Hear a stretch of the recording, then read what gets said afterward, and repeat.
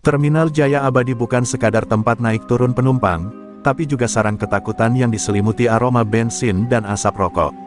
Sejak subuh hingga malam, hiruk-pikuk manusia menjadi latar permanen dari kekuasaan seorang preman bernama Ujang Gimbal. Wajahnya penuh bekas luka lama, rambutnya panjang tak terurus, dan tatapannya seperti harimau kelaparan. Setiap sudut terminal berada dalam kendalinya, dari warung kopi tua hingga toilet umum yang remang-remang. Tak ada satupun sopir angkot atau pedagang asongan yang berani buka mulut tanpa izinnya.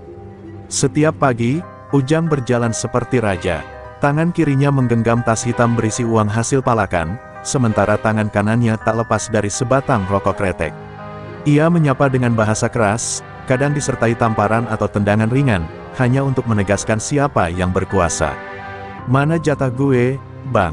ucapnya kepada seorang sopir yang baru turun dari mobil, suaranya seperti palu godam yang menghantam hati. Sopir itu gemetar, menyerahkan lembaran-lembaran lusuh tanpa berani menatap mata Ujang. Para pedagang asongan tahu betul hukum tak tertulis di terminal itu. Sekali kau menolak, kau bisa mendadak menghilang dari peredaran. Beberapa sudah merasakan siksaannya, ada yang dipaksa jualan sambil pincang, ada pula yang kehilangan gerobaknya dalam semalam. Namun hidup tetap harus berjalan. Mereka menggigit bibir dan menelan rasa takut, berharap Tuhan mengganti ketidakadilan dengan rezeki yang cukup untuk hari itu. Suatu pagi yang gerah, suasana terminal sedikit berbeda. Di sudut dekat bangku tunggu, duduk seorang pria asing yang belum pernah dilihat siapapun sebelumnya. Tubuhnya besar, kekar, dan penuh luka samar. Ia mengenakan jaket lusuh dan celana jeans pudar. Wajahnya keras seperti batu karang, dengan mata tajam yang seakan menilai setiap gerak-gerik di sekitarnya. Ia duduk tenang, memakan gorengan dari kertas bekas koran, tak bicara sepatah kata pun. Ujang Gimbal memperhatikan pria itu dari kejauhan. Matanya menyipit, merasa terusik oleh kehadiran seseorang yang tidak tunduk pada atmosfer ketakutan yang biasa ia ciptakan. "Siapa tuh orang?"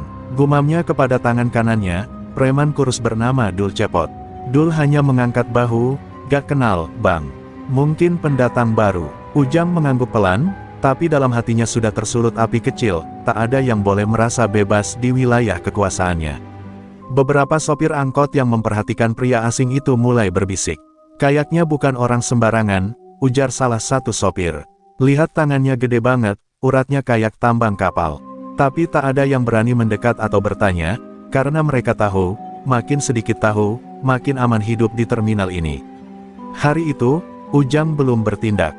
Ia memilih mengamati, menilai, dan menyusun langkah. Tapi satu hal sudah pasti, pria asing itu akan segera merasakan kerasnya hukum rimba versi terminal Jaya Abadi. Ujang tak pernah membiarkan siapapun terlihat lebih kuat darinya, apalagi di hadapan anak buah dan warga terminal. Baginya, kekuasaan bukan sekadar uang, tapi rasa takut yang menempel di setiap langkahnya. Dan pagi itu, tanpa sadar, Ujang sedang membuka lembaran awal dari kisah yang akan mengubah segalanya.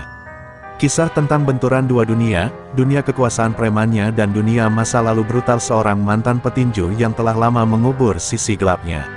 Panas matahari mulai menyengat ketika Aldi, pria asing yang kini jadi perbincangan para sopir, tetap duduk di bangku terminal tanpa bergerak banyak. Ia hanya mengamati lalu lalang manusia dengan sorot mata tenang namun menusuk. Tangan kirinya meremas-remas plastik berisi air mineral, sementara tangan kanannya memainkan sebatang tusuk gigi bekas gorengan. Beberapa anak buah Ujang meliriknya dengan risih, merasa terganggu dengan kehadiran orang yang tampak tidak gentar meski berada di sarang preman. Ujang Gimbal tak butuh waktu lama untuk bergerak. Baginya, ketidaktundukan adalah bentuk penghinaan. Ia berjalan santai mendekati Aldi, diikuti 3 anak buahnya yang siap siaga. "Woi, Bang, lagi rekreasi ya di sini. Tapi kalau duduk-duduk di sini, ada tarifnya," ucap Ujang dengan nada bercanda yang dingin. Aldi menoleh perlahan, hanya menatap sebentar, lalu kembali ke botol airnya tanpa mengeluarkan suara. Reaksi itu seperti cambuk bagi ego Ujang. Suasana terminal seketika mencekam. Sopir dan pedagang yang berada di sekitar segera mundur pelan-pelan. Mereka tahu, ini bukan sekadar palakan biasa. Ini sudah masuk wilayah harga diri, dan jika menyangkut harga diri Ujang Gimbal, maka darah bisa jadi tumpah kapan saja. Ujang mendekat lebih jauh, berdiri tepat di depan Aldi. "Tuli, Iya, atau emang pengen gue bersihin mukanya dulu baru ngerti bahasa sini? Gertaknya, wajahnya kini hanya sejengkal dari Aldi. Aldi mengangkat kepalanya, sorot matanya kini berubah, lebih tajam, lebih dingin. Tapi tetap tidak berkata apa-apa. Ia hanya menghela napas pendek, lalu menatap gorengan yang masih tersisa satu di pangkuannya. Tangan Ujang tiba-tiba menyambar gorengan itu dan melemparkannya ke tanah. Kalau gak bayar, jangan makan di sini. Ini terminal gue, paham? Seketika itu juga, Aldi berdiri. Gerakannya cepat tapi tenang. Posturnya menjulang satu kepala lebih tinggi dari Ujang. Otot-otot di balik jaketnya terlihat mengeras, seperti harimau yang baru bangkit dari tidur panjangnya.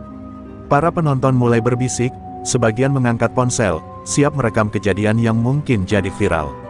Tapi Aldi tetap diam, hanya menatap Ujang seperti seorang algojo yang sedang memilih waktu yang tepat untuk mengayunkan palu hukuman. Dul Cepot, salah satu anak buah Ujang, mulai melangkah maju, tapi Ujang menahan dengan tangannya. Biar gue yang urus, katanya dengan suara serak. Ia tak mau kehilangan muka di hadapan anak buahnya. Ia yakin, siapapun orang ini, tetap saja dia sendirian. Dan Ujang sudah terbiasa menghajar orang sendirian, terutama yang sok jagoan. Namun, di balik ketenangan Aldi, tersimpan masa lalu kelam yang tak diketahui siapapun di terminal itu. Ia bukan orang biasa, dan keheningannya bukan karena takut, tapi karena sedang menahan monster dalam dirinya. Monster yang dulu pernah mematahkan dua rahang dalam satu pertandingan. Monster yang membuat Aldi harus menjalani 3 tahun penjara karena pukulan yang terlalu keras, terlalu brutal, hingga merenggut nyawa lawannya di ring. Hari itu, benturan belum terjadi. Tapi terminal Jaya Abadi sudah mulai berubah. Ada sesuatu dalam udara yang membuat semua orang merasa resah. Dan Ujang Gimbal, si raja terminal, baru saja menyalakan api kecil yang akan membakar kekuasaannya sendiri. Siang menjelang, suasana terminal Jaya Abadi mulai memanas. Ujang Gimbal berdiri tegak di depan Aldi, matanya menyala penuh amarah. Rasa dipermalukan oleh orang asing yang tidak menunjukkan rasa takut membakar egonya. Ia merasa wibawanya sedang diinjak-injak. Gue kasih kesempatan terakhir, ucapnya pelan namun penuh tekanan, keluarin duit keamanan lo, atau gue yang ambil langsung dari dompet lo. Aldi masih diam, tak ada rasa panik, tak ada rasa gentar. Ia hanya menarik napas dalam-dalam seolah sedang menenangkan badai dalam dirinya. Aku gak ganggu siapa-siapa, aku cuma duduk dan makan. Gak ada alasan buat kepala aku, ucapnya akhirnya. Suaranya rendah tapi berat, seperti gemuruh sebelum badai. Kalimat itu tak hanya terdengar sebagai penolakan, tapi sebagai tantangan yang membakar dada Ujang. Tangan Ujang langsung bergerak. Dengan kasar, ia menjambak kerah jaket Aldi dan mencoba menariknya berdiri lagi. Tapi Aldi tak bergerak seinci pun. Tubuhnya seperti batu, berat dan kokoh. Mata Ujang membelalak, heran dengan kekuatan yang ia rasakan. Keras banget nih orang, gumamnya. Sebelum emosi mengambil alih dan ia menamparkan pipi Aldi dengan keras, membuat suara tamparan menggema di seluruh terminal. Sekejap setelah itu, waktu terasa melambat. Aldi menunduk perlahan, wajahnya tetap tenang. Lalu, seperti kilat, tangan kanannya melayang, hook kiri yang begitu cepat dan akurat menghantam rahang Ujang. Brak, Ujang terpelanting seperti boneka kayu, tubuhnya menghantam tumpukan kardus dan jatuh tersungkur. Terminal seolah berhenti bernafas. Semua orang yang menyaksikan terpaku, sebagian menutup mulut, sebagian lainnya langsung kabur karena takut terjadi keributan besar. Dul Cepot dan 2 anak buah lainnya langsung bersiap menyerbu, tapi Aldi mengangkat tangannya. Jangan, kalau kalian masih waras, bawa dia pergi dari sini. Sekarang, nada suaranya tenang, tapi tekanan dalam suaranya membuat mereka ragu melangkah. Aldi tidak menggertak, ia sungguh-sungguh. Dan orang waras tahu kapan harus berhenti, kapan harus menyerah. Dul Cepot, dengan berat hati, menarik tubuh Ujang yang masih limbung. Beberapa sopir angkot langsung menghampiri Aldi, bukan untuk menyerang, tapi untuk memastikan keadaan. Bang, gila, itu si Ujang loh, preman terminal, gak pernah ada yang berani ngelawan dia. Ujar salah satu sopir dengan napas terbata. Aldi hanya mengangguk, tidak merasa bangga, tidak merasa menang. Ia duduk kembali, mengambil gorengan yang masih tersisa di tanah, dan memakannya dalam diam. Namun, sejak pukulan itu, suasana terminal berubah drastis.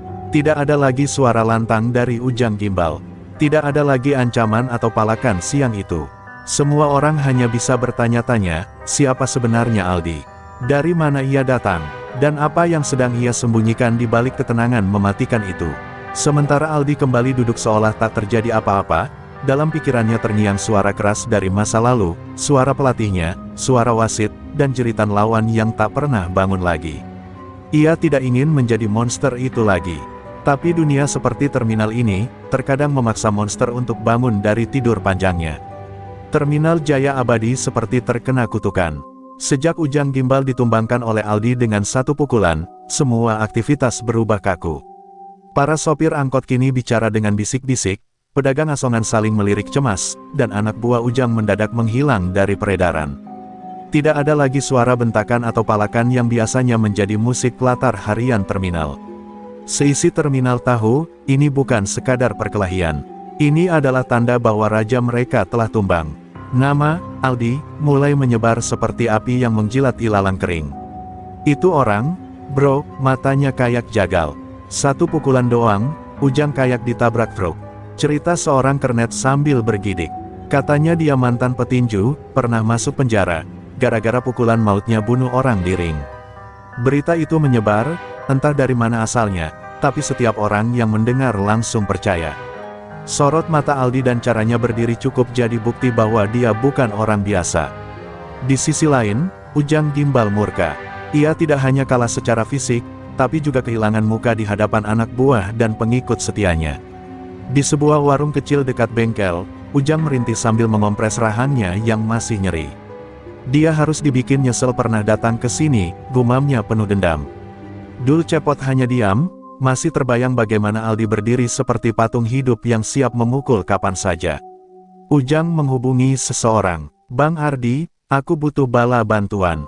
Ini orang bukan kaleng-kaleng. Dia pernah bikin aku terkapar sekali pukul. Di ujung telepon, suara berat menjawab santai, siap. Besok siang gue datang ke terminal. Kita balikin harga dirimu. Ujang menutup telepon dengan napas memburu, hatinya dipenuhi rasa malu dan rencana balas dendam yang mendidih.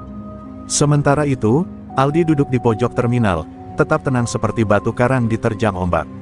Ia tak butuh teman, tak butuh penjelasan, hanya butuh kedamaian yang entah bisa ia dapatkan atau tidak. Ia tahu apa yang akan terjadi selanjutnya. Dunia seperti ini tidak pernah diam jika kekuasaan lama digulingkan. Tapi ia juga tahu, ia tidak akan lari. Bukan karena sombong, tapi karena terlalu lama ia menghindar dari konfrontasi. Dan sekarang, tampaknya masa lalunya menuntut untuk dihadapi kembali. Seorang pemuda menghampirinya diam-diam sore itu, mengenakan jaket ojek online. Bang, saya dulu pernah nonton abang bertanding. Nama abang terkenal di ring gelap, Aldi, pembunuh diam-diam. Abang masih ingat? Aldi hanya melirik sekilas, lalu mengangguk pelan. Pemuda itu tersenyum kecil, lalu pergi tanpa menambah kata. Aldi termenung. Ia tak ingin dikenang dengan nama itu. Tapi bayangan masa lalu memang tak pernah bisa dikubur dalam-dalam. Di salah satu sudut terminal, kamera ponsel mulai merekam diam-diam. Beberapa rekaman aksi Aldi saat memukul Ujang sudah beredar luas di media sosial lokal. Judulnya bombastis, preman terminal tumbang sekali pukul. Aldi tak peduli, tapi ia tahu, perhatian seperti itu akan mengundang lebih banyak masalah. Terminal ini bukan lagi tempat sunyi untuk melarikan diri dari dunia. Aldi memejamkan mata di tengah riuh rendah terminal. Dalam diamnya, ia tahu badai yang lebih besar sedang menuju. Dan kali ini, bukan hanya preman rendahan yang akan ia hadapi. Tapi masa lalu, luka, dan dunia yang tak pernah memberinya kesempatan untuk benar-benar tenang. Siang itu, Terminal Jaya Abadi kembali bergemuruh. Namun bukan karena aktivitas harian, melainkan karena kedatangan sosok yang sudah lama tak terlihat, Ardi Buaya, preman senior dari pasar induk yang dulu terkenal dengan keganasan dan kekejamannya. Julukannya bukan main-main. Ia pernah merobek wajah lawannya dengan botol pecah dan tertawa ketika lawan memohon ampun. Begitu langkah kakinya menginjak aspal terminal, aura mencekam langsung menyelimuti udara. Anak-anak buah Ujang yang sebelumnya bersembunyi, kini muncul kembali, berani karena merasa punya pelindung. Ujang Gimbal tersenyum puas, bibirnya masih lebam namun sorot matanya menyala penuh dendam. Ia menyambut Ardi dengan pelukan singkat. Dia duduk di bangku ujung sana, Bang. Gak banyak omong, tapi satu pukulannya bikin dunia muter, bisik Ujang. Ardi menoleh, matanya menyipit menatap sosok Aldi yang tengah duduk, mengupas kulit pisang pelan-pelan seperti tak ada yang terjadi. Ardi terkekeh, banyak yang bisa mukul, tapi dikit yang berani ngelawan gue, gumamnya dengan suara rendah penuh ancaman. Aldi sebenarnya sudah merasakan kehadiran aura aneh sejak 10 menit lalu. Ia belum menoleh, tapi nalurinya yang terasa di ring membuat tubuhnya siaga penuh. Ia tahu, ancaman baru telah datang. Dan jika mereka datang berkelompok, maka pertarungan bukan lagi soal harga diri, melainkan pertahanan hidup. Dalam pikirannya, Aldi kembali teringat pada pertarungan terakhir di ring bawah tanah, saat ia menghantam lawannya hingga tengkoraknya retak. Itu malam yang mengubah hidupnya. Ardi mendekat, langkahnya berat tapi mantap. Puluhan pasang mata mengawasi dengan napas tertahan. "Woi!" teriak Ardi lantang. Aldi akhirnya menoleh. Dua pasang mata bertemu. Yang satu menyimpan bara dendam, yang lain memancarkan ketenangan dingin yang berbahaya. "Gue dengar lo nyari masalah di sini. Lo pikir ini taman bermain anak kecil?" Aldi berdiri perlahan. Ia menatap Ardi dari ujung kaki hingga kepala. "Aku gak nyari masalah. Tapi kalau masalah datang, aku gak lari." Kalimat itu seperti cambuk. Ujang yang berdiri di belakang Ardi mengepalkan tinjunya, merasa darahnya kembali mendidih. Ardi mendekat lebih dekat, wajah mereka kini hanya sejengkal. "Lo pikir lo siapa? Mantan petinju? Hah, gue udah makan orang kayak lo dari dulu." Namun Aldi tetap tenang. "Mungkin, tapi lo belum pernah makan orang yang udah gak peduli hidup atau mati." Ucapan itu membuat Ardi terdiam sesaat. Sorot mata Aldi bukan sekadar tajam, itu mata orang yang sudah kehilangan segalanya, dan tidak takut kehilangan lagi. Dan jenis manusia seperti itu adalah yang paling berbahaya. Kerumunan mulai menahan napas. Mereka tahu, bentrokan besar akan segera terjadi. Tapi belum sempat pukulan pertama melayang, suara klakson keras dari bas yang melintas memecah konsentrasi. Aldi melangkah mundur satu langkah. "Aku kasih kalian waktu. Kalau masih nekat, kalian yang bakal pulang tinggal nama," ucapnya tenang. Ardi menahan diri, belum karena takut, tapi karena ingin melihat siapa sebenarnya Aldi ini. Dan untuk pertama kalinya, Ardi merasa ia perlu berhati-hati. Hari berganti malam, namun hawa panas di Terminal Jaya Abadi belum juga reda. Setelah pertemuan sengit siang tadi, Ardi Buaya memutuskan untuk tidak menyerang saat itu juga. Bukan karena takut, tapi karena ingin menyusun rencana yang lebih matang. Ia tahu Aldi bukan orang biasa. Satu gerakan salah bisa membuatnya terkapar seperti Ujang. Maka malam itu, di warung remang dekat jalur bas malam, Ardi berkumpul dengan 5 anak buahnya. "Kita sikat dia rame-rame, gak usah adu jotos satu-satu. Gue pengen dia berdarah, gak bisa jalan lagi," ucap Ardi dengan mata menyala. Di sisi lain, Aldi berjalan pelan menyusuri deretan warung yang mulai tutup. Ia seperti tak terganggu, tapi sebenarnya matanya awas mengamati setiap gerak bayangan. Ia tahu malam ini bukan malam biasa. Dunia bawah seperti ini tidak pernah membiarkan sesuatu berlalu tanpa balas. Dan ia bisa mencium aroma dendam yang mengalir di udara.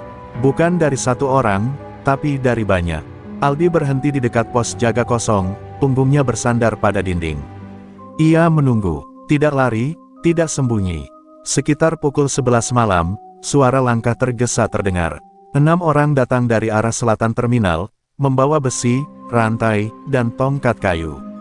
Wajah mereka penuh tekad untuk membantai. Ardi memimpin di depan. "Sekarang kita lihat, seberapa tangguh lo, mantan petinju," teriaknya sembari mengayunkan rantai. Aldi menghindar dengan satu langkah miring, lalu balas memukul perut salah satu penyerang dengan telak. Tubuh itu langsung roboh seperti karung beras. Pertarungan brutal pun terjadi. Namun ini bukan pertarungan adil. Ini pembantaian 1 lawan 6. Tapi keahlian Aldi dalam bertarung tampak seperti tarian maut, setiap gerakan presisi, setiap pukulan mematikan. 2 orang roboh dengan tulang lengan bengkok, 1 terlempar ke tumpukan kursi besi, dan sisanya mulai ragu. Darah menetes di aspal terminal, membentuk jejak merah yang mengerikan. Tapi Aldi juga tidak luput, pipinya robek oleh sabetan rantai, dan napasnya mulai berat. Ardi akhirnya maju sendiri, murka melihat anak buahnya bergelimpangan. Ia mengayunkan rantai lurus ke arah kepala Aldi. Namun Aldi menunduk, lalu menghantam dada Ardi dengan uppercut brutal. Tubuh besar itu terangkat sedikit sebelum jatuh terduduk, mulutnya mengeluarkan darah kental. Suara tawa sinisnya menghilang. Sorot matanya yang dulu penuh keyakinan kini berubah jadi ketakutan. Aldi berdiri di atasnya, menatap dingin. Kau pikir dunia ini milik kalian yang menindas orang lemah? Sekarang rasakan sendiri takutnya. Kerumunan warga mulai berdatangan, beberapa merekam dengan ponsel, sebagian lagi mencoba menghentikan pertarungan. Tapi semua terlambat. Aldi telah membuat pernyataan besar, ia bukan hanya seorang pelarian, tapi seorang petarung yang tak akan diinjak siapapun. Saat ia berjalan meninggalkan tempat itu, darah menetes dari lukanya, tapi matanya masih tajam. Dunia bawah kini tahu, monster lama telah bangkit dari tidur panjangnya. Ujang Gimbal yang menonton dari kejauhan tak bisa berkata apa-apa. Ia gemetar, menyadari bahwa dendamnya membawa bencana lebih besar. Sosok Aldi bukan sekadar musuh, tapi kutukan yang akan menghancurkan siapapun yang mencoba menyentuhnya. Dan malam itu, Terminal Jaya Abadi seolah bersumpah takkan pernah sama lagi. Pagi setelah pertarungan berdarah itu, Terminal Jaya Abadi seperti kota mati. Tidak ada tawa sopir angkot, tak ada canda pedagang kaki lima. Semuanya berjalan pelan, seolah takut menyentuh udara yang masih bau darah. Bangku-bangku besi yang semalam menjadi saksi pertarungan, kini kosong dan dingin. Aldi tidak terlihat sejak subuh.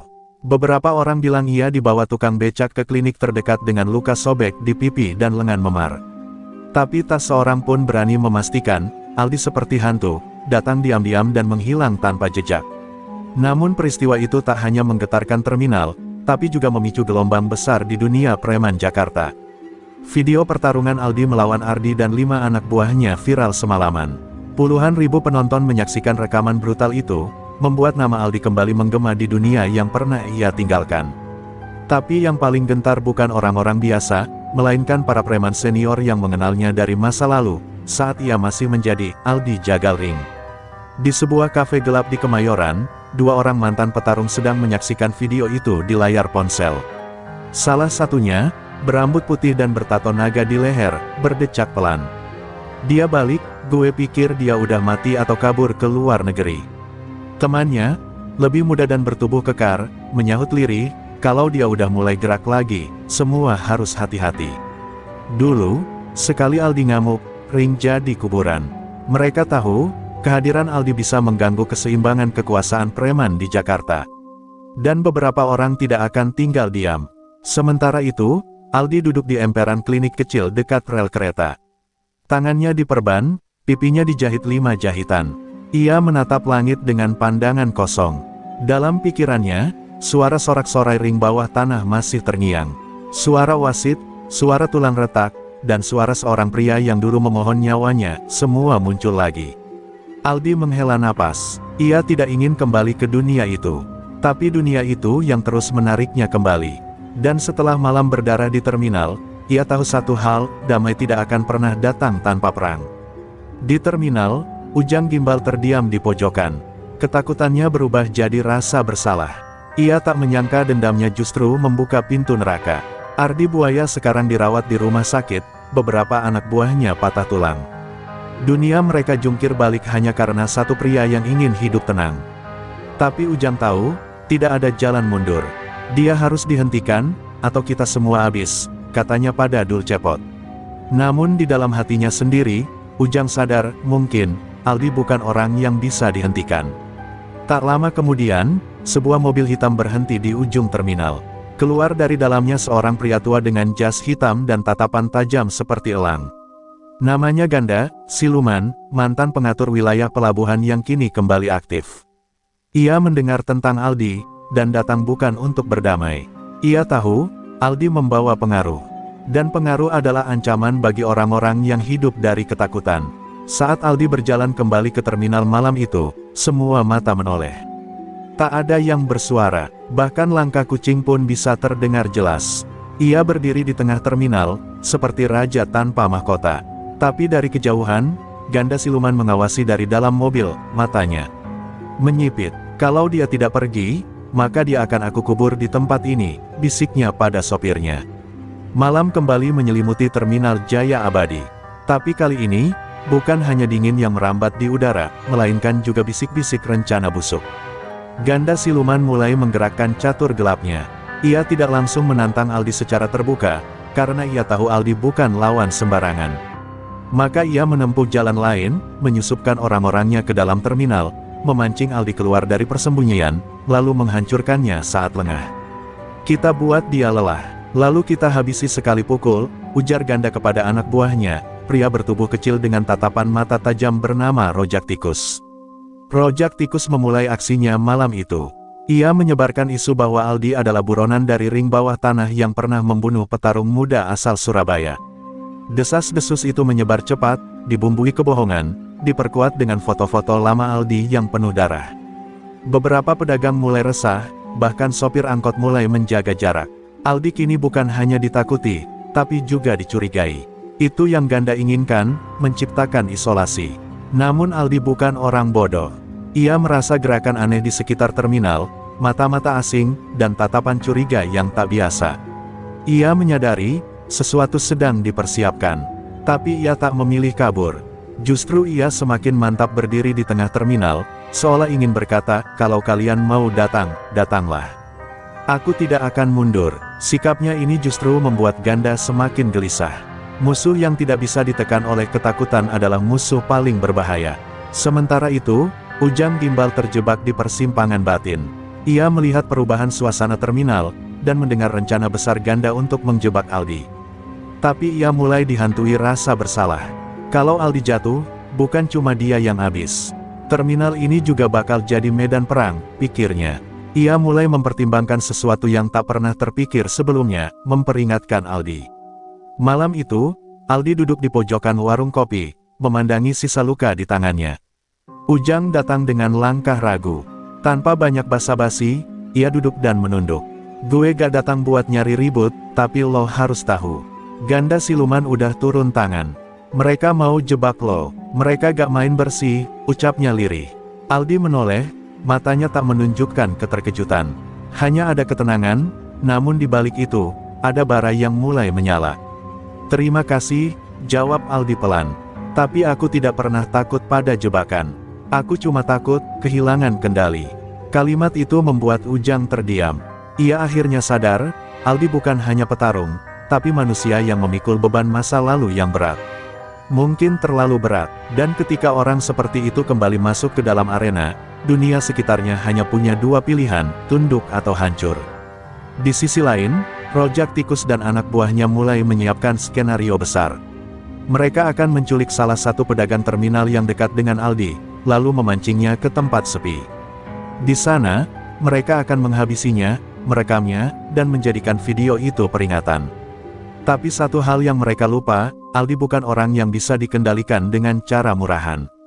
Dan saat darah pertama kembali tumpah, semuanya akan terlambat untuk mundur. Malam itu, suasana terminal Jaya Abadi kembali terlihat tenang di permukaan, tapi di balik kegelapan, skenario keji mulai digerakkan. Rojak Tikus dan anak buahnya yang bertampang culas menculik Pak Amir, seorang pedagang rokok tua yang selama ini sering memberi Aldi kopi hitam tanpa diminta. Pak Amir dikenal ramah, bahkan dianggap semacam ayah kecil bagi banyak orang di terminal. Namun kini ia dibungkam dan diikat di sebuah gudang kosong bekas penyimpanan ban di ujung rel mati. Rojak mengirim video pendek ke Aldi lewat ponsel curian, datang sendiri. Atau kakek tua ini nggak akan sempat sholat subuh. Aldi menerima video itu saat ia sedang duduk sendirian di tangga pos jaga. Detak jantungnya melambat, tapi matanya berkobar. Wajah Pak Amir yang lebam membuat dadanya mengeras. Aldi bukan orang yang mudah terpancing, tapi ini bukan sekadar jebakan, ini penodaan pada nilai yang ia pegang, melindungi yang lemah. Ia berdiri perlahan, memasukkan sarung tangan kulit tua ke saku jaket, dan berjalan menuju gudang tua itu tanpa mengabari siapapun. Ia tahu, ini perang. Dan ia datang bukan untuk bernegosiasi, tapi untuk menghabisi. Di gudang itu, Rojak dan 5 orang preman lainnya bersiap dengan besi, kayu, dan pisau lipat. Mereka yakin kali ini Aldi takkan bisa keluar hidup-hidup. Dia bukan dewa, dia cuma manusia, gumam salah satu dari mereka. Tapi mereka tidak tahu, manusia yang telah kehilangan rasa takut bisa lebih berbahaya dari iblis. Rojak mengatur posisi, kamera disiapkan, rantai digenggam kuat. Mereka menunggu dalam senyap, seperti serigala lapar menanti mangsa. Namun yang datang malam itu bukan mangsa, melainkan pemburu. Aldi membuka pintu gudang dengan satu tendangan. Cahaya lampu ponsel menyinari siluet tubuhnya. Wajahnya datar, tapi sorot matanya menusuk. "Lepaskan dia," ucapnya dingin. Rojak tertawa kecil, lalu memberikan isyarat untuk menyerang. Tapi sebelum tongkat pertama sempat mengayun, Aldi sudah bergerak. Satu pukulan menghantam rahang lawan, suara tulang patah terdengar jelas. Aldi seperti bayangan kematian, menghantam tanpa ragu, mengelak tanpa terlihat, dan meninju seperti palu godam. Pertarungan di gudang itu berlangsung brutal. Lantai kotor bercampur darah dan debu. Teriakan preman yang tumbang bersahut-sahutan. Rojak yang awalnya percaya diri mulai gemetar, menyadari bahwa Aldi bukan datang untuk bertahan hidup, tapi untuk membunuh ketakutan yang selama ini ditanamkan oleh orang-orang seperti dirinya. Dalam hitungan menit, 4 anak buahnya terkapar. 2 di antaranya tidak sadarkan diri. Rojak tersisa sendiri, terduduk dan berusaha meraih pisau. Tapi sebelum pisaunya terangkat, Aldi menendangnya hingga menabrak dinding. Ia berjalan pelan, mengangkat tubuh Pak Amir dari lantai, lalu menoleh ke Rojak.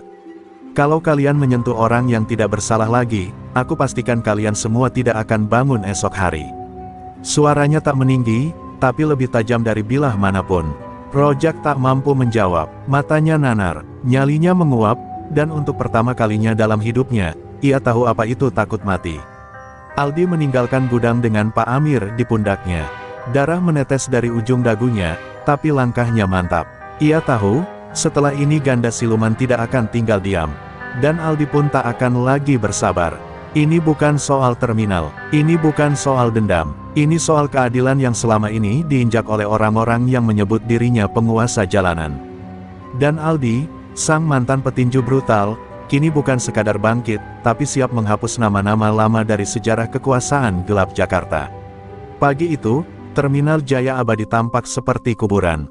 Seakan-akan, setiap sudutnya dipenuhi dengan rasa takut yang mencekam. Semua orang tahu bahwa setelah kejadian di gudang kemarin, semuanya akan berubah. Aldi, mantan petinju yang telah kembali ke dunia yang meninggalkannya, kini menjadi pusat perhatian. Dari sudut terminal, mereka semua merasakan getaran ketakutan yang tak bisa disembunyikan. Bahkan orang yang biasa menguasai tempat ini, kini merasakan guncangan hebat. Ganda siluman, yang selama ini mengendalikan bayang-bayang terminal, tak bisa lagi mengabaikan keberadaan Aldi. Dia menganggap Aldi sebagai ancaman terbesar bagi kekuasaannya. Beberapa anak buahnya sudah terkapar, dan terminal yang dulunya dikuasainya kini menjadi medan pertempuran antara dirinya dan pria yang dulu dikenal sebagai Aldi Jagal Ring. Ganda tahu, jika dia tidak mengakhiri semuanya kali ini, dia akan kehilangan segalanya, termasuk kendali atas wilayah yang telah dibangunnya selama bertahun-tahun. Siang itu, Ganda memanggil semua anak buahnya ke sebuah gudang besar di dekat pelabuhan. Tempat itu telah lama menjadi markas, dan saat ini hanya dipenuhi oleh kecemasan. Ganda berdiri di depan mereka, dengan wajahnya yang biasa tenang kini terlihat berkerut penuh amarah. "Aldi telah menantang kita, dan kita tidak bisa mundur. Kali ini, kita akan tunjukkan siapa yang lebih kuat. Kita akan menghancurkannya," katanya dengan suara berat, penuh kebencian. Anak buahnya mengangguk, mempersiapkan diri untuk pertempuran yang akan datang. Di sisi lain, Aldi tidak merasa cemas. Dia tahu bahwa hari ini adalah hari yang telah lama ia tunggu. Hari di mana semua pengorbanannya akan terbayar. Pagi itu, setelah meninggalkan terminal, ia pergi ke sebuah tempat yang hanya ia kenal, sebuah ruang kosong yang pernah menjadi tempat latihannya di masa lalu. Di sana, ia kembali mempersiapkan tubuh dan pikirannya untuk pertempuran terakhir. Setiap pukulan, setiap gerakan, dan setiap napasnya dipenuhi dengan tekad yang kuat. Ia tidak hanya bertarung untuk dirinya sendiri, tapi juga untuk mereka yang telah diperlakukan seperti sampah oleh orang-orang seperti Ganda. Saat matahari mulai merunduk, menandakan senja yang datang, Aldi tiba di area pelabuhan yang gelap. Di sana, Ganda dan anak buahnya telah menunggu. Suasana mencekam, seakan semua orang menahan napas. Di tengah kerumunan, Aldi berdiri tegak, mata tajam menatap Ganda yang berdiri jauh di depannya. Tanpa kata, Ganda melangkah maju, diikuti oleh anak buahnya. Ia tahu ini adalah pertarungan hidup mati. Satu langkah salah, dan ia akan jatuh untuk selamanya. "Ini sudah terlalu jauh, Ganda," Aldi berseru, suaranya begitu dalam, penuh ketegasan. Aku tidak datang untuk berbicara, aku datang untuk mengakhiri semuanya. Ganda tersenyum sinis, mengangkat tangan memberi isyarat kepada anak buahnya untuk maju. Namun, kali ini mereka tidak bergerak dengan percaya diri seperti sebelumnya. Mereka tahu, Aldi bukan lagi lawan yang bisa dihadapi dengan mudah. Tangan Ganda menggenggam pisau besar, sementara Aldi hanya mengandalkan tubuh dan keterampilannya yang sudah terasa puluhan tahun di ring. Pertarungan itu dimulai dengan gemuruh. Ganda menyerang dengan penuh amarah, mengayunkan pisau ke tubuh Aldi dengan kecepatan luar biasa. Namun Aldi bergerak seperti bayangan, menghindar setiap kali pisau itu datang. Setiap pukulan Ganda hanya mengenai udara, dan Aldi, dengan satu gerakan cepat, meninju perut Ganda, membuatnya terhuyung mundur. Ganda tersenyum, menilai kekuatan Aldi yang lebih dari sekadar fisik. Ini bukan soal kekuatan, ini soal siapa yang lebih tahan terhadap penderitaan. 1 jam berlalu, dan tubuh mereka berdua mulai terhuyung lemah. Tapi Aldi tidak menunjukkan tanda-tanda keletihan. Keinginannya untuk mengakhiri ini jauh lebih besar daripada rasa sakit yang ia rasakan. Dengan satu pukulan keras, ia menjatuhkan Ganda ke tanah. Ganda terkapar, wajahnya terpelintir kesakitan. Aldi berdiri di atasnya, matanya tajam seperti pedang. "Sekarang, kamu tahu siapa yang lebih kuat," ucapnya, suara penuh amarah yang kini berubah menjadi ketenangan. Dengan satu langkah, Aldi mengangkat kakinya, menatap Ganda, dan berkata, "Terminal ini bukan lagi milikmu. Ini milikku." Dan dengan itu, Aldi keluar dari arena pertarungan, meninggalkan Ganda yang terkapar di tanah, untuk pertama kalinya merasa benar-benar kalah. Ganda siluman tergeletak di atas tanah, napasnya tercekat di tenggorokan, wajahnya tertutup oleh lumpur dan darah. Aldi berdiri beberapa langkah darinya, masih terengah-engah, tetapi tatapannya penuh kepastian. Terminal Jaya Abadi kini berada di ujung jurang perubahan. Setelah pertempuran terakhir yang menghancurkan Ganda, keadaan di terminal tampak sepi, namun di dalamnya tersimpan ketegangan baru yang tak terlihat. Semua orang yang selama ini tunduk kepada Ganda, kini berada dalam kebingungannya sendiri, menunggu siapa yang akan memimpin setelah tirani berakhir. Rojak Tikus dan anak buah Ganda yang tersisa hanya bisa memandang dengan pandangan kosong. Mereka tahu, setelah ini, terminal yang selama ini mereka kuasai akan berubah. Tapi mereka juga tahu bahwa kekuatan tidak selalu bisa dipertahankan dengan kekerasan semata. Mereka tak bisa lagi mengandalkan intimidasi atau taktik kotor untuk menguasai tempat ini.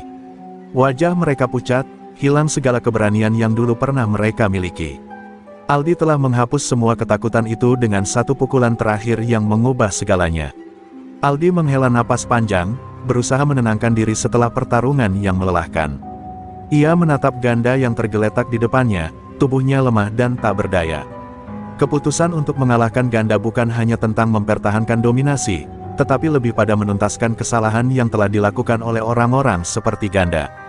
"Ini bukan tentang kita, ini tentang siapa yang benar-benar layak menjadi pemimpin," ucap Aldi pelan, suaranya terdengar jauh lebih dalam dan bijaksana daripada sebelumnya.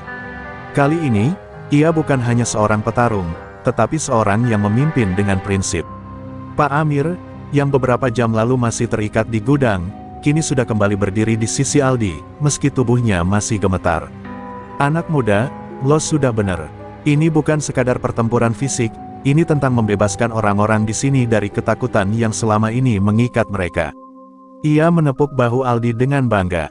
"Jangan pernah biarkan tirani ini datang lagi.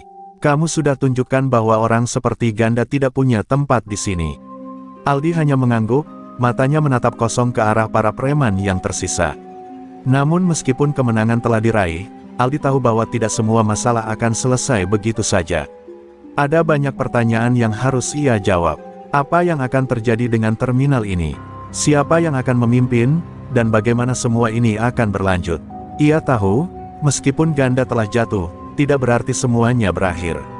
Pertarungan ini bukan hanya untuk merebut kekuasaan, tetapi untuk menghancurkan sistem yang selama ini membelenggu mereka semua. Aldi menyadari bahwa kini saatnya untuk membangun kembali. Rojak Tikus, yang kini hampir tak punya harapan, berjalan perlahan ke arah Aldi. "Lo pikir semuanya bakal jadi indah setelah ini? Lo bakal jadi raja, tapi lo tahu gak, ini cuma permulaan. Ganda memang jatuh, tapi bukan berarti orang-orang kayak kita bakal berhenti. Gimana kalau mereka datang, Aldi?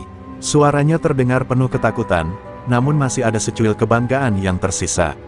Aldi menatap Rojak dengan tenang, tidak terburu-buru untuk memberi jawaban. Kita lihat saja nanti, jawabnya singkat, tapi penuh makna. Pak Amir mendekatkan diri ke Aldi, menggenggam tangan pemuda itu dengan penuh rasa hormat. Lo udah berani, Aldi. Dan itu yang paling penting. Seringkali, keberanian itu jauh lebih berharga dari sekadar kekuatan.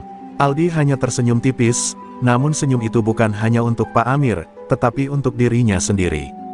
Ia tahu, meskipun ia telah memenangkan pertempuran ini, tantangan terbesar masih ada di depan mata. Bagaimana ia akan membawa perubahan, bagaimana ia akan membangun sesuatu yang lebih baik, bukan hanya bagi dirinya, tetapi untuk seluruh terminal ini. Langit mulai gelap saat Aldi meninggalkan area pertempuran, dengan langkah yang tegap. Ia tidak tahu apa yang akan terjadi setelah ini, tetapi satu hal yang ia tahu, terminal ini adalah rumahnya, dan ia akan memastikan rumah itu tetap aman. Dengan ganda terjatuh, dan Rojak serta anak buahnya yang kini kehilangan arah, Aldi berdiri di depan masa depan yang penuh ketidakpastian. Namun, di dalam hatinya, ada keyakinan perubahan dimulai dari sini. Dan ia, Aldi, siap menghadapi setiap rintangan yang ada, untuk memastikan terminal ini tidak jatuh ke dalam tangan yang salah lagi. Begitulah kisah terminal yang dulu dikuasai oleh ketakutan, kini berdiri di ambang kebangkitan, di bawah kepemimpinan yang baru. Pagi setelah kejatuhan Ganda, terminal Jaya Abadi tampak berbeda. Meskipun tampaknya tidak ada yang berubah di permukaan, ada udara baru yang menyelimuti tempat itu, udara harapan, yang sebelumnya tidak pernah ada. Aldi, meski masih muda, telah membuktikan dirinya sebagai pemimpin yang mampu menyingkirkan tirani, tapi itu hanya langkah pertama. Ia tahu, untuk mengubah terminal ini menjadi tempat yang lebih baik, ia harus bekerja keras, bukan hanya dengan kekuatan fisik, tetapi juga dengan kebijaksanaan dan keberanian untuk menghadapi kenyataan. Di sisi lain terminal, para pedagang mulai berkumpul. Mereka tak lagi melihat dengan ketakutan pada preman-preman yang dulu menguasai jalanan. Beberapa dari mereka mulai mendekati Aldi, menatap pemuda yang pernah mereka anggap sebagai sosok yang hanya bisa diandalkan untuk berkelahi. Aldi, kamu sudah buktikan kalau Ganda itu tidak pantas memimpin. Tapi kami juga butuh lebih dari sekadar keberanian. Kami butuh perubahan nyata, ujar Pak Sarman, seorang pedagang warung sate yang telah lama bekerja di terminal. Apa rencanamu untuk kami? Suaranya tegas, namun ada harapan yang tersirat di dalamnya. Aldi menatap Pak Sarman dan beberapa pedagang lainnya yang kini berdiri di hadapannya. Perubahan tidak akan datang hanya dengan menumbangkan satu orang, jawabnya dengan serius. Tapi jika kita bekerja sama, kita bisa menciptakan sistem yang lebih baik, di mana tidak ada lagi yang merasa terintimidasi atau diperlakukan semena-mena. Kita akan membangun sesuatu yang lebih baik untuk anak-anak kita, untuk generasi yang akan datang. Tidak ada yang boleh lebih besar dari persatuan kita. Suaranya mengandung keyakinan yang begitu kuat, sampai para pedagang yang mendengarnya mulai merasa bahwa mereka, yang dulu terperangkap dalam bayang-bayang ketakutan, kini memiliki harapan baru. Namun, tidak semua orang di terminal sepakat dengan ide perubahan tersebut. Rojak Tikus, yang selamat dari pertempuran itu, kembali ke pelabuhan dan diam-diam mengumpulkan sisa-sisa anak buahnya yang tersisa. Mereka mulai merencanakan balas dendam. Aldi memang bisa mengalahkan Ganda, tapi itu belum berarti dia bisa menguasai semuanya, kata Rojak dengan suara rendah, penuh kebencian. Terminal ini akan kembali menjadi milik orang-orang seperti kita. Kita akan tunjukkan siapa yang sebenarnya memegang kendali di sini. Kata-kata itu disambut dengan anggukan setuju oleh anak buahnya yang tampaknya masih belum rela menyerahkan kekuasaan mereka. Aldi tahu, meskipun ia telah mengalahkan Ganda, tantangan terbesar belum datang. Ia merasa ancaman dari sisa-sisa preman Ganda masih ada, dan kali ini mereka tidak akan menyerah begitu saja. Namun, Aldi tidak merasa takut. Ia tahu bahwa pertarungan kali ini tidak akan seperti sebelumnya, ini adalah pertarungan untuk mengubah mentalitas, untuk melawan rasa takut yang telah lama mengakar di dalam diri mereka. Ia harus menghadapi ketakutan itu dengan cara yang lebih bijaksana. Hari demi hari, Aldi mulai merancang sebuah sistem baru untuk terminal. Ia berbicara dengan pedagang, tukang ojek, hingga sopir bus, mendengarkan keluhan mereka, dan mencari solusi untuk masalah yang selama ini mengganggu mereka. Jika kita ingin berubah, kita harus melakukan. Sesuatu yang lebih besar dari sekadar bertarung, Aldi berkata kepada Pak Amir dan beberapa orang yang ia percayai. Kita akan buat dewan terminal yang terdiri dari berbagai pihak, tanpa ada yang merasa lebih besar atau lebih kuat dari yang lain. Semua masalah kita akan dibahas bersama, dan solusi akan diambil berdasarkan musyawarah. Namun, di balik layar, Rojak dan anak buahnya mulai bergerak dengan cara yang lebih licik. Mereka menyebar rumor dan kebohongan tentang Aldi, mencoba mengadu domba antara para pedagang dan sopir. Aldi hanya ingin menguasai terminal ini untuk kepentingannya sendiri, mereka berbisik di setiap sudut. Dia bukan orang yang bisa dipercaya. Usaha mereka mulai menumbuhkan keraguan di beberapa kalangan, dan beberapa pedagang yang awalnya mendukung Aldi mulai ragu. Aldi mendengar kabar ini dan tahu bahwa inilah ujian sesungguhnya. Ia bisa saja menggunakan kekerasan untuk menghancurkan Rojak dan anak buahnya, tetapi itu hanya akan membuatnya menjadi orang yang sama seperti mereka, penindas yang menggunakan kekuatan untuk bertahan hidup. Aldi memutuskan untuk menghadapinya dengan cara yang lebih cerdik. Ia mengumpulkan semua pedagang dan pekerja terminal, dan mengundang Rojak untuk berdialog secara terbuka. Jika kamu merasa aku salah, datang dan bicarakan langsung. Saya di sini bukan untuk berkuasa, tetapi untuk menciptakan perubahan. Jika kalian ingin mendengar, saya siap menjelaskan semuanya, Aldi berkata dengan tegas. Pertemuan itu menjadi titik balik. Aldi dengan sabar menjelaskan visinya, memberikan bukti-bukti konkret tentang apa yang telah ia lakukan dan apa yang akan ia lakukan. Perlahan, keraguan mulai hilang, dan orang-orang mulai melihat bahwa Aldi bukanlah sosok yang mementingkan diri sendiri. Ia benar-benar ingin mengubah terminal ini menjadi tempat yang aman dan adil untuk semua orang. Rojak, yang berdiri di sana dengan wajah kaku, mulai merasakan kekalahannya. Ia tahu, kali ini Aldi telah memenangkan pertempuran yang lebih penting daripada sekadar kekuasaan. Dengan langkah yang mantap, Aldi kembali ke pusat terminal, tempat ia pertama kali bertarung. Di sana, ia berdiri dengan kepala tegak, menatap ke arah masa depan yang penuh harapan. Ini baru permulaan, pikirnya dalam hati. Meskipun jalan yang akan dihadapi masih panjang, Aldi kini tahu bahwa perubahan yang ia impikan telah dimulai. Dan kali ini, ia akan memimpin dengan kebijaksanaan, bukan hanya kekuatan.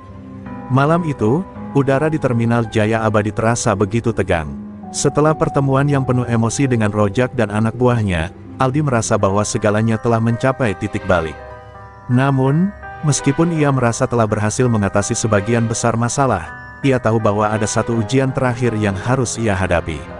Ini bukan hanya tentang menghadapi sisa-sisa preman ganda, tetapi tentang membuktikan pada dirinya sendiri bahwa ia mampu menjaga kepercayaan yang telah diberikan oleh para pedagang dan pekerja terminal. Terminal ini, yang selama ini menjadi medan pertempuran dan ketakutan, harus berubah menjadi simbol keberanian dan persatuan. Di sebuah sudut terminal, Rojak tikus berkumpul dengan beberapa preman yang masih setia kepadanya. Mereka merencanakan sesuatu yang lebih besar dari sekadar sabotase. Rojak tahu bahwa jika mereka ingin merebut kembali kekuasaan, mereka harus memanfaatkan setiap celah yang ada. Aldi itu kuat, kita akui, tapi dia masih muda. Dia tidak tahu betapa kerasnya dunia ini. Kita harus menghancurkan semua yang telah dia bangun, kata Rojak dengan suara rendah, penuh kebencian. Hari ini, kita tunjukkan siapa yang sebenarnya berkuasa di terminal ini. Pada saat yang sama, Aldi sedang berdiskusi dengan Pak Amir dan beberapa pemimpin pedagang tentang langkah selanjutnya. Mereka sedang merancang sebuah proyek bersama untuk memperbaiki fasilitas terminal, sebuah tanda nyata bahwa perubahan yang mereka perjuangkan bukan hanya sekedar omong kosong. Ini adalah momen kita, Aldi berkata dengan semangat. Kita harus pastikan semua orang merasa dilibatkan. Terminal ini bukan hanya milik kita, tapi milik setiap orang yang ada di sini. Semua yang hadir mengangguk setuju, merasa ada harapan baru yang semakin nyata. Namun, tak lama setelah pertemuan itu, suasana di terminal mulai berubah. Beberapa kios pedagang mulai diganggu oleh sekelompok orang yang tidak dikenal. Mereka merusak barang dagangan, membentak pedagang yang mencoba melawan, dan mengancam akan menghancurkan terminal jika Aldi tidak segera menyerahkan kendali. Pesan yang jelas, jika Aldi tidak menyerah, kekerasan akan kembali merajalela. Di tengah kekacauan ini, Aldi tahu bahwa ia tidak bisa mundur. Ini adalah ujian terbesarnya, melawan ketakutan yang ingin ditanamkan oleh Rojak dan anak buahnya, dan membuktikan bahwa terminal ini telah berubah selamanya. Aldi tidak ragu lagi. Ia segera memanggil Pak Amir dan beberapa orang kepercayaan lainnya untuk membentuk sebuah tim yang akan menghadapi ancaman ini secara langsung. Kita tidak akan menyerah, dan kita tidak akan takut. Mereka bisa mencoba untuk menghancurkan apa yang telah kita bangun, tapi kita akan berdiri lebih kuat, tegas Aldi, matanya berapi-api dengan tekad. Semua yang ada di sekitarnya bisa merasakan kekuatan dalam kata-katanya. Mereka mulai mempersiapkan diri, bukan untuk pertempuran fisik, tetapi untuk menghadapi teror psikologis yang sedang mereka hadapi. Saat malam semakin larut, suara deru kendaraan dan langkah kaki yang mendekat membuat suasana semakin mencekam. Rojak bersama anak buahnya datang dengan penuh kebencian, siap untuk melumpuhkan segala harapan yang telah Aldi bangun. Hari ini, kalian akan tahu siapa yang sebenarnya berkuasa di terminal ini. Teriak Rojak sambil membawa segerombolan preman bersenjata tajam dan tongkat. Mereka berjalan dengan langkah penuh intimidasi, menakut-nakuti para pedagang dan pekerja yang ada di terminal. Namun, Aldi tidak gentar. Ia berdiri tegak di tengah terminal, menatap langsung ke arah Rojak. Kalian mungkin bisa menakut-nakuti orang-orang di sini, tapi kalian tidak bisa menakut-nakuti saya, jawab Aldi dengan suara penuh ketegasan. Tanpa merasa ragu, ia melangkah maju, diikuti oleh beberapa orang yang telah sepenuhnya berkomitmen untuk perubahan. Ini adalah rumah kami, dan kami akan melindunginya. Kami bukan lagi orang yang mudah diintimidasi. Setiap kata yang Aldi ucapkan membawa aura perubahan yang tak terbendung. Rojak mencoba untuk menghentikan langkah Aldi dengan ancaman-ancaman kosong, tetapi tidak ada yang berubah. Semua orang di terminal sudah tahu bahwa ini adalah saatnya untuk memilih. Mereka bukan lagi orang-orang yang hidup dalam ketakutan. Bahkan, beberapa pedagang yang awalnya ragu mulai berdiri bersama Aldi, menunjukkan bahwa mereka sudah siap untuk melawan ketakutan dan kekerasan yang selama ini menguasai hidup mereka. Pertarungan itu akhirnya terjadi, tetapi bukan dengan cara yang mungkin diharapkan oleh banyak orang. Aldi tidak melawan dengan kekerasan, tetapi dengan ketegasan dan kepercayaan yang telah ia bangun selama ini. Dengan ketenangan dan kebijaksanaan, Aldi berhasil mengalahkan Rojak dan anak buahnya. Mereka menyerah satu persatu, tidak lagi mampu menghadapinya. Rojak, yang sebelumnya merasa seperti raja, kini terdiam, menyadari bahwa kekuasaan yang ia coba rebut kembali sudah bukan miliknya lagi. Terminal ini adalah milik orang-orang yang ingin berubah, bukan milik mereka yang hanya tahu kekerasan. Setelah pertarungan berakhir, Aldi berdiri di tengah terminal yang kini terasa lebih tenang, lebih damai. Ia tahu bahwa ini bukan akhir dari perjalanannya, tetapi awal dari perubahan yang sesungguhnya. Dengan tekad yang kuat, ia memandang ke depan, siap untuk memimpin terminal ini menuju masa depan yang lebih baik bersama-sama. Meskipun Aldi telah berhasil mengalahkan Rojak dan anak buahnya, perasaan kemenangan itu tidak berlangsung lama. Kemenangan fisik memang diraih, tetapi Aldi tahu bahwa mengubah mentalitas orang-orang di terminal, yang telah hidup dalam ketakutan dan pengaruh buruk selama bertahun-tahun, adalah tantangan yang jauh lebih besar. Meskipun preman-preman itu sudah tidak berkuasa, bayang-bayang mereka masih terasa. Kepercayaan yang telah Aldi bangun baru saja dimulai, dan untuk menjaga kestabilan ini, ia harus bersiap menghadapi ujian yang lebih berat. Terminal Jaya Abadi yang kini dipenuhi oleh harapan baru, ternyata tidak serta-merta berubah begitu saja. Banyak pedagang yang meskipun mendukung Aldi, masih merasa cemas akan hal-hal yang belum mereka pahami. Beberapa orang tetap merasa takut kehilangan apa yang mereka miliki, takut akan perubahan yang terlalu cepat, dan ragu apakah Aldi benar-benar bisa menjaga amanah mereka. Pada pagi hari setelah pertempuran, Pak Sarman, pedagang sate yang dulu pertama kali menantang Aldi, mendekati Aldi dengan wajah yang agak khawatir. "Aldi," katanya pelan, "kami semua merasa ada yang berbeda di sini. Tapi kami masih takut kalau ada yang datang lagi, mengacaukan semuanya. Takut kalau kita salah memilih." Aldi menatap Pak Sarman dengan penuh pengertian, merasakan beratnya beban yang harus ia pikul. "Pak Sarman, saya mengerti kekhawatiran Anda. Tapi kita harus berani menghadapi ketakutan itu. Kita tidak bisa terus hidup dalam bayang-bayang masa lalu," jawab Aldi dengan suara penuh keyakinan. "Saya janji, saya tidak akan membiarkan apa yang terjadi di masa lalu terulang lagi. Kita akan membangun sesuatu yang lebih kuat, sesuatu yang lebih baik." Namun di dalam hatinya, Aldi tahu bahwa janji itu tidak akan mudah untuk ditepati. Membangun kepercayaan di antara orang-orang yang telah lama hidup dalam ketakutan bukanlah hal yang bisa diselesaikan dalam semalam. Sementara itu, di luar terminal, masalah lain mulai muncul. Beberapa kelompok yang merasa tidak puas dengan keputusan Aldi mulai bergerak di luar terminal, menghasut orang-orang di luar Jaya Abadi untuk melawan perubahan ini.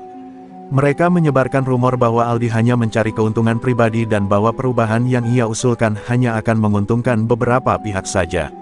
Rojak, meskipun kalah, tidak sepenuhnya hilang dari permainan.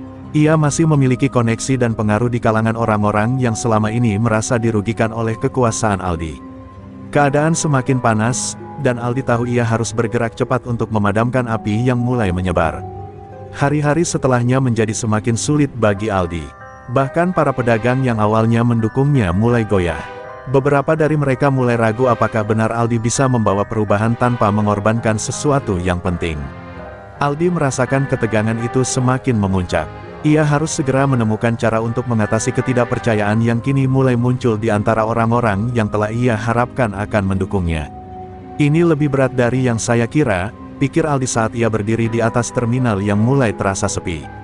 Semua perubahan yang ia impikan, ternyata harus melalui proses yang jauh lebih panjang dan penuh rintangan. Di tengah kebingungannya, Aldi mendapat kabar buruk. Beberapa pedagang yang ragu mulai beralih ke pihak yang menginginkan terminal kembali ke keadaan semula, di mana preman-preman menguasai. Mereka berusaha menggulingkan otoritas Aldi dengan cara licik. Mereka mulai mendekati orang-orang yang ada di luar terminal, menghasut mereka untuk menentang Aldi dan apa yang ia perjuangkan. Jika Aldi dibiarkan terus memimpin, kita semua akan terlindas, kata salah seorang dari mereka yang memegang kekuasaan baru. Mereka berusaha membangun pasukan baru, yang siap menghadapi Aldi dan semua yang ia bangun. Dengan tekad yang semakin bulat, Aldi tahu ia harus bertindak lebih dari sekadar kata-kata. Ia tidak bisa lagi bergantung pada kata-kata manis atau janji kosong. Kali ini, ia harus membuktikan bahwa perubahan yang ia perjuangkan adalah hal yang nyata dan bisa dirasakan langsung oleh setiap orang.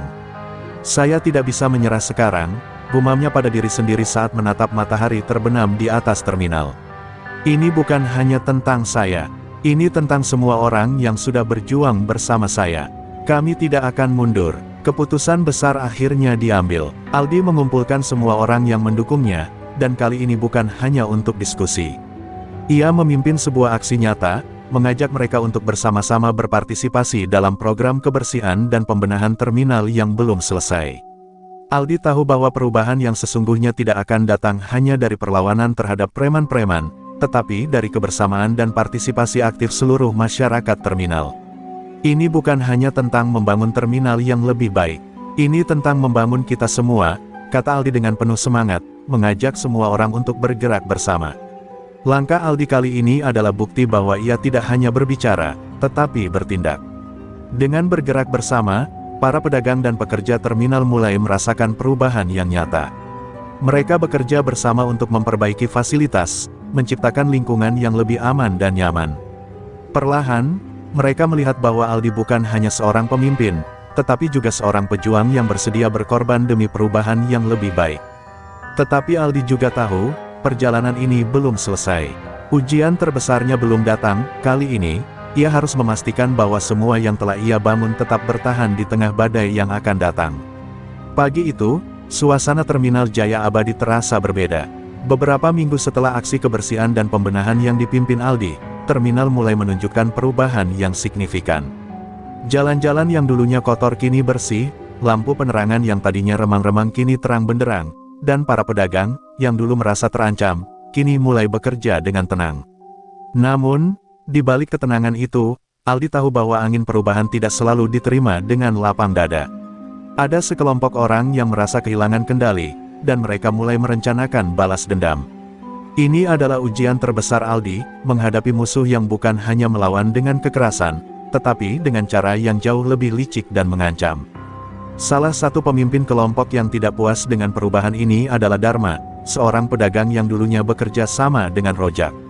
Meski tidak pernah menjadi preman, Dharma memiliki koneksi yang luas dengan orang-orang yang masih mendukung gaya hidup lama di terminal.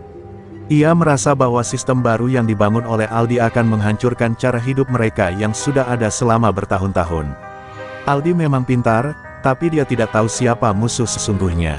Dia bisa mengubah tampilan terminal, tapi dia tidak bisa mengubah mental orang-orang di sini, ujar Dharma dengan sinis kepada anak buahnya saat mereka berkumpul di sebuah warung kopi di pinggir terminal. Aldi tidak bisa mengabaikan peringatan dari Pak Amir dan beberapa pedagang senior lainnya yang sudah melihat tanda-tanda itu. Aldi, mereka bukan hanya marah karena kamu mengubah terminal. Mereka marah karena kamu mengubah cara hidup mereka, cara mereka mencari uang, kata Pak Amir dengan serius. Ini lebih dari sekadar kekuasaan. Ini tentang kebanggaan mereka yang terancam. Mereka tidak ingin merasa kalah. Aldi mendengarkan dengan seksama, meskipun hatinya penuh kecemasan. Ia tahu, perubahan yang telah ia buat tidak hanya tentang mengganti penguasa terminal, tetapi juga tentang meruntuhkan dinding yang telah dibangun selama bertahun-tahun di antara para pedagang, yang satu sama lain tidak saling percaya. Tak lama setelah itu, situasi mulai memanas. Beberapa pedagang yang dulunya mendukung Aldi mulai menampilkan sikap yang berbeda. Mereka tidak terang-terangan melawan, tetapi mereka tidak lagi terlihat aktif dalam proyek-proyek kebersihan dan perbaikan yang Aldi jalankan. Mereka memilih untuk menghindar dan berdiam diri, menunjukkan bahwa mereka mulai ragu akan komitmen Aldi. Apa yang akan kamu lakukan sekarang, Aldi? Kamu bisa memimpin, tapi kamu tidak bisa memaksa orang-orang untuk percaya padamu, bisik salah seorang pedagang yang sebelumnya mendukungnya. Itu adalah peringatan yang lebih tajam daripada yang Aldi kira. Aldi merasa kepercayaan dirinya mulai goyah. Setiap langkah yang ia ambil kini terasa lebih berat. Ketegangan semakin memuncak ketika Dharma mulai membuka pertemuan rahasia dengan kelompok-kelompok lain di luar terminal, yang merasa terancam dengan perubahan yang Aldi bawa. Mereka merencanakan untuk menggulingkan Aldi dengan cara yang lebih halus, membuat para pedagang merasa cemas, menyebarkan rumor buruk tentang Aldi, dan membuatnya terlihat tidak mampu mengelola terminal dengan baik. Ini bukan hanya soal kami melawan Aldi. Ini tentang mempertahankan kekuasaan kami, ujar Dharma dalam pertemuan yang berlangsung diam-diam. Di malam yang penuh ketegangan itu, sebuah insiden terjadi. Salah satu kios di ujung terminal, milik Pak Sarman, dibakar oleh orang tak dikenal. Api yang membakar kios tersebut bukan hanya menghancurkan barang dagangan, tetapi juga simbol dari apa yang sedang terjadi di dalam terminal, perang antara masa depan yang dibawa Aldi dan masa lalu yang ingin dipertahankan oleh mereka yang menentang perubahan. Pak Sarman menangis, melihat seluruh usahanya hangus. Aldi segera datang ke tempat kejadian dengan hati yang hancur. Siapa yang berani melakukan ini? Teriaknya, merasa marah dan kecewa. Para pedagang yang hadir di lokasi tampak ketakutan. Mereka tahu bahwa ini adalah pesan dari musuh-musuh Aldi yang ingin mengintimidasi mereka. Ini bukan hanya tentang Pak Sarman, kata Aldi dengan suara serak. Ini adalah pesan untuk kita semua. Mereka ingin kita kembali ke dalam ketakutan, mereka ingin kita menyerah pada mereka. Aldi menatap semua orang yang ada di sana, mencoba menyuntikkan semangat dalam diri mereka. Kita tidak akan mundur, kita akan melawan, bukan dengan kekerasan, tetapi dengan kebersamaan. Namun, di balik tekad Aldi, ia merasakan kegelisahan yang dalam. Dia tahu bahwa kemenangan ini tidak akan datang dengan mudah. Musuh-musuhnya sekarang tidak hanya bersembunyi di balik kekerasan, tetapi mereka bersembunyi di balik keraguan dan ketidakpercayaan. Aldi harus mencari cara untuk memecahkan kebekuan ini dan membangun kembali kepercayaan yang mulai retak. Saya tidak akan membiarkan mereka menang. Terminal ini milik kita, gumamnya, bertekad untuk tidak mundur. Namun, untuk pertama kalinya sejak ia memulai perjuangannya, Aldi merasakan beban yang lebih besar dari sebelumnya, dan dia tahu, ujian sesungguhnya baru saja dimulai. Hari-hari setelah pembakaran kios Pak Sarman menjadi hari-hari paling gelap dalam perjuangan Aldi. Meski kobaran api telah padam, ketakutan yang ditinggalkannya menyebar seperti racun. Banyak pedagang memilih tutup lebih awal, takut kejadian serupa terulang. Anak-anak buah Dharma diam-diam beroperasi, menyebarkan isu bahwa Aldi tak sanggup menjaga keamanan. Mereka membisikkan racun ke telinga para pedagang, membuat mereka mempertanyakan keputusan mendukung Aldi. Katanya pemimpin, tapi kios dibakar saja nggak bisa cegah, ujar seorang pedagang dengan nada getir. Aldi merasa terpukul, bukan karena mereka meragukannya, tapi karena ia sadar, satu kesalahan kecil saja bisa meruntuhkan semua fondasi yang telah ia bangun. Di dalam kamar kontrakannya yang sederhana, ia duduk terdiam menatap tembok, mencoba mencari jawaban.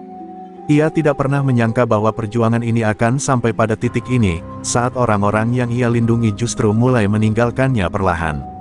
Apa aku terlalu naif percaya semuanya bisa berubah? Bisiknya pada diri sendiri, suaranya nyaris tenggelam oleh kesunyian malam.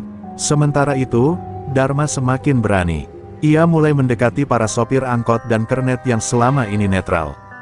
Dengan iming-iming keamanan dan kebebasan lama, yang katanya akan dikembalikan, Dharma mulai menguasai sisi timur terminal. Beberapa preman lama yang sempat tiarap kini kembali muncul, merasa ini waktu yang tepat untuk mengambil alih. Mereka tidak menyerang langsung, tetapi melakukan sabotase kecil, seperti menyobek spanduk-spanduk Aldi, menebar sampah di area bersih, dan menakut-nakuti petugas kebersihan yang baru dipekerjakan. Aldi merasa sedang melawan hantu yang tak bisa disentuh, tapi selalu membayangi.